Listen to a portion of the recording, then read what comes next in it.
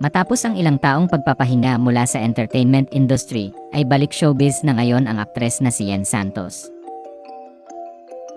Kamakailan ay ipinost ng aktres sa kanyang Instagram account ang isang litrato kung saan makikitang tila sumalang siya sa unang araw ng taping para sa kanyang bagong proyekto. Bagamat hindi ibinunyag ng aktres kung teleserye, pelikula, o commercial ang kanyang comeback project, sinabi ni Yen sa caption ng kanyang post na masaya raw siya sa kanyang pagbabalik. Anya, Day 1. The joy of being back.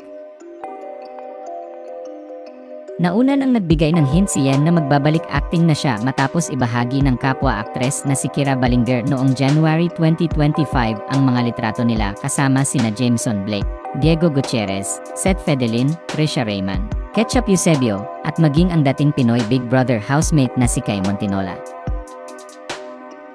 Ang huling proyektong ginawa ng aktres ay ang pelikulang A Far Away Land kasama ang aktor at komedyanteng si Paolo Contis.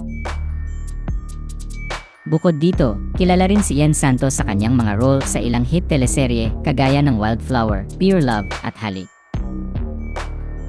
Matagal-tagal na ring nawala si Yen sa limelight na halos 4 na taon siyang off-cam.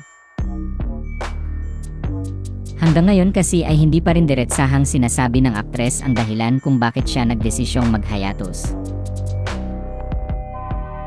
Matatandaang nasangkot si Yen sa kontrobersya matapos siyang malink kay Paolo na nooy karelasyon pa raw ni LJ Reyes. Nung panahong iyon, mariing itinanggi ng aktor na may overlapping sa relasyon nila ni LJ at sinabing hiwalay na raw sila bago pa siya naging close kay Yen. Inamin ni Paolo Contis sa programang Fast Talk with Boy Abunda noong January 2023 na sila na ni Yen Santos. Tanong, ngayon habang nag-uusap tayo, ngayon, si Yen Santos ba ay girlfriend mo na? Oo, hindi.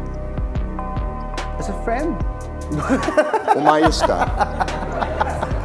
As a friend ba to? Oo, kami as a friend. Is she your girlfriend? Yes. Thank you for being honest. Maraming salamat. Ay, kung pwede ko lang sundan. Sa amin kasi, kumbaga, what you see is what you get na naman, di ba? Hindi na namin pwedeng ipilit yung tao to be happy for us. Hindi na namin pwedeng ipilit yung mga tao na paniwalaan yung gusto nilang paniwalaan. Sana lang isipin nila na kung ano lang yung nakikita nilang nakapost, yun lang yung truth na alam nila. Pero ibinunyag ng aktor sa programang Fast Talk with Boy Abunda noong November 2024 na single na raw siya. O para sa inyo, single or taken? Single. Single. Samantala, ipinost ni Yen sa Instagram stories nitong Lunes, May 12, 2025, ang isang larawan kung saan makikitang tila sumalang siya sa ikalawang araw ng taping.